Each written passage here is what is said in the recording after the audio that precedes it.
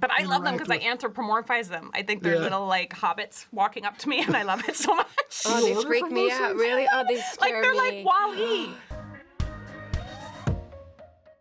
So this show is full of incredible performances, even from the extras. So I'm wondering what went into choreographing how the virus moves, like when it pauses or the assembly line scene. That's a great, we have a secret weapon. We have a gentleman named Nito Lariosa, and he is a former dancer, and well, still current dancer, choreographer. He does a little bit of everything, and he was our movement designer and coordinator. And he was great. Yeah, it was very good. Yeah. I mean, I directed those first 2 episodes, but I was really scared when it came to those scenes because I was like, how the hell am I going to direct this stuff? And thank goodness we had him. I wouldn't have known what to do, and he made it work. And he came up with all these specific little nuances and made me look good, which I appreciate. And when we rehearsed all the movements, and there were you had totally separate rehearsals. I had like separate rehearsals. Oh, that's with right, him. because he worked with you. For all those things. And what was it like? Yeah. It was great because he was very specific what he wants, and he would work with you on different body parts, and also depending on like where the camera will be set, what body parts you would need to move at that moment, and what it would look like. And he really, it was really great. So it was very specific. And they're like counts because you're all moving in a hive mind. It's so distinct.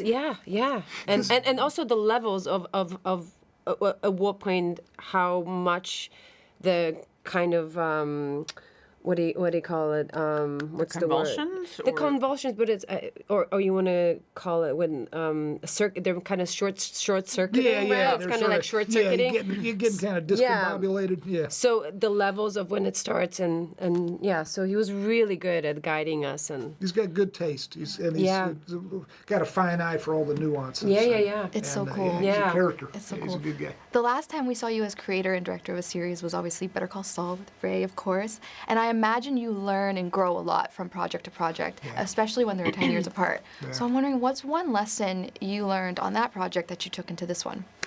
Good question. Just off the top of my head, I bet you there's even better answers, but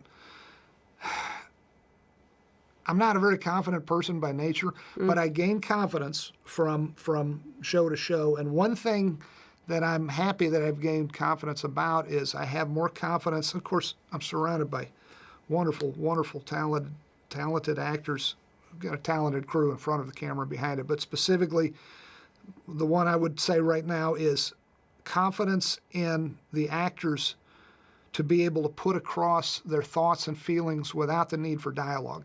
In other words, 10 years ago, I would probably write a scene or I would guide my wonderful writers, toward writing a scene where things were explained more through dialogue, where, for instance, Ray or Karolina's character might say, I feel like thus and so.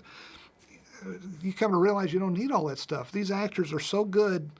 It's almost like they can put across their feelings telepathically, like the others do, and that is something I've learned, and I'm proud to have learned that. That's a great one. Yeah. That's really cool. What about you? Thank you for that, Vince. I would agree that there's too many to list. I mean, it makes you a better actor to work with. Not just Vince, but the directors and writers, a stable of people that he hires. But I would say, and I even said this to Karolina when we were celebrating that we got her, was that I said, this is a place where you can trust that if you want to try something, you can do it and just give it a shot, even if it falls on its face and it wasn't a good choice. And if your director is making modulations and asks you to try something, don't be scared, just do it. Just jump off that cliff and try it, because learning to just trust them emphatically is hard coming up in the business. And I did learn to do that with them, and it was a great learning experience. There's a creative safety. Yeah, That's really on cool. set, and especially between these two, it's incredible to watch. You said last night that your favorite thing about the show is the questions it raises about our human nature. Sure. And this really hit me when I had to pause one of the episodes to go collect my contactless food delivery that had been dropped on my front porch. And I realized interesting. you being able to dial 0 and instantly get whatever you want is not that far-fetched. Yeah. So I'm wondering, True. what does community mean in this show? And how do things like convenience and efficiency come at a cost? Is that for all of us? Whoever wants it. You go. Well, I think for me, it's because I'm part of the new world. We're just there to serve you and do whatever you need. But it is very communal. The world is cleaning up the world, and they're working together as worker bees, right? So they're just in the cohesive There's beautiful dance scenes that that they show do. how they all work How they together. all work together. It's like it's a dance that they do that works perfectly, and in unison. So that's the way the world works internally. But with you, it's like to provide you with anything that you want. Right. You seem kind of isolated Yeah. and without community.